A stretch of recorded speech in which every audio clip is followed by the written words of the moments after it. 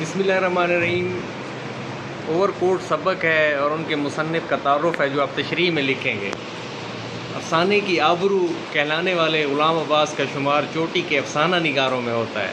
افسانے کی آبرو عزت اور ان کی زبان تحریر سادہ اور شستہ ہے، یعنی شائستہ ہے، ملائمت ہے، جس میں مشاہدے اور تجربے کی گہرائی موجود ہے۔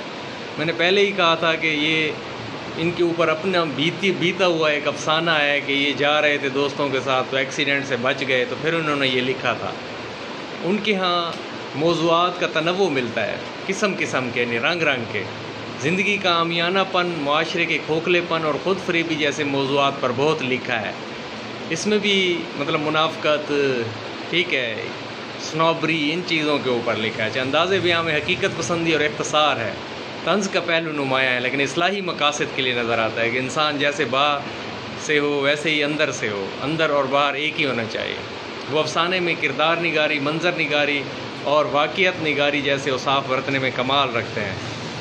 دیکھیں، جب بھی چاہیں ایک نئی صورت بنا لیتے ہیں لوگ، ایک چہرے پر کئی چہرے سجا لیتے ہیں لوگ، مل بھی لیتے ہیں گلے سے اپنے مطلب کے لیے، آ پڑی مشکل تو نظریں بھی چرا لیتے ہیں لوگ، ہو خوشی بھی ان کو حاصل یہ ضروری تو نہیں، غم چھپانے کے لیے بھی مسکرا لیتے ہیں لوگ۔ اب یہ مطلب کہ وہ جب فیشنیبل ہوتا ہے، باہر سے وہ ہوتا ہے، جب اس کا ایکسیڈنٹ ہوتا ہے اور اس کی وفات ہو جاتی ہے اور مس شہناز اور گل کی نظریں آپس میں جب ٹکراتی ہیں تو اسی مناسبت سے آپ لکھ سکتے ہیں اتنا۔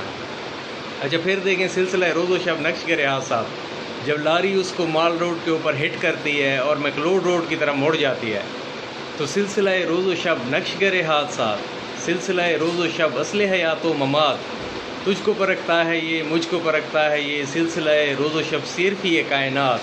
کبھی بھی حادثہ جو ہے انسان کی زندگی میں رونما ہو سکتا ہے، انسان چاہ کیا رہا ہوتا ہے لیکن تقدیر اس کی کیا ہوتی ہے۔ تو آگاہ اپنی موت سے کوئی بشر نہیں، سامان 100 برس کا پل کی خبر نہیں، ٹھیک ہے۔ تو جب انسان دنیا سے چلا جاتا ہے پھر لوگ جو ہے نا اس کی قدر کو پہچانتے ہیں۔ اچھا، اب یہ دیکھیں کہ یہی تجھ کو دھن ہے رہوں سب سے بالا، ہو زینت نرالی ہو فیشن نرالا، جیا کرتا ہے کیا یوں ہی مرنے والا، تجھے حسن ظاہر نے دھوکے میں ڈالا، جگہ جی لگانے کی دنیا نہیں ہے، یہ عبرت کی جا ہے تماشا نہیں ہے۔ اب دیکھیں، یہی تجھ کو دھن ہے، سب سے میں بلند و بالا رہوں، میری زینت فیشن ہر چیز نرالی ہو، لیکن انسان کو پتہ نہیں ہے کہ حسن ظاہر کے دھوکے میں جو ہے نا وہ اپنی موت کو بھول جاتا ہے۔ اچھا، پھر اس میں قول، حدیث، کوٹیشنز بھی لکھ سکتے ہیں، جیسے کلو نفس ذائقۃ الموت، کلو من علیہ فان، ٹھیک ہے، ہر چیز نے فنا ہو جانا ہے، ٹھیک ہے، کلو نفس ذائقۃ الموت، ہر ذی روح نے موت کا ذائقہ چکھنا ہے۔ تو وہ نوجوان بھی بے خبر تھا موت سے اور موت نے اس کو آ لیا۔ یہ ایک سبق ہے، جگہ جی لگانے کی دنیا نہیں ہے، یہ عبرت کی جا ہے تماشا نہیں ہے، ٹھیک ہے۔ تو یہ غلام عباس کا تعارف جو ہے یہ تشریح میں مطلب کہ لکھیں گے آپ، تشریح کی سرخی دے کے نیچے 5-7 لائنیں جو ہے نا اس کا یہ اسلوب ہے، ان کے لکھنے کا انداز ہے، سٹائل ہے، ٹھیک ہے۔ اور یہ حوالہ جاتی اشعار ہیں، یہ قول ہے، یہ حدیث ہے، اس طریقے سے جو ہے نا آپ اس سبق کو کریں گے۔ اور بھی آپ مطلب چھوٹے چھوٹے اشعار جو ہیں وہ بھی آپ اس میں ایڈ کر سکتے ہیں۔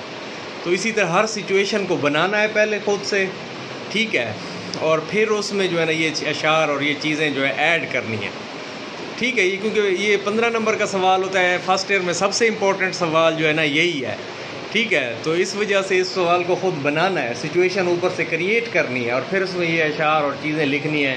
30 سے 35 منٹ میں آپ نے اس کویسچن کو کرنا ہے، 30 سے 35 منٹ میں کریں گے، ٹھیک ہے۔ اور پھر جو ہے نا قول، حدیث، اشعار، یہ چیزیں سارے لکھیں گے، مکمل اس کو بنائیں گے، 2.5، 3، 3.5، 4 صفحوں کی آپ تشریح لکھ سکتے ہیں، پھر جا کے آپ کے جو ہے نا بہت اچھے مارکس آئیں گے۔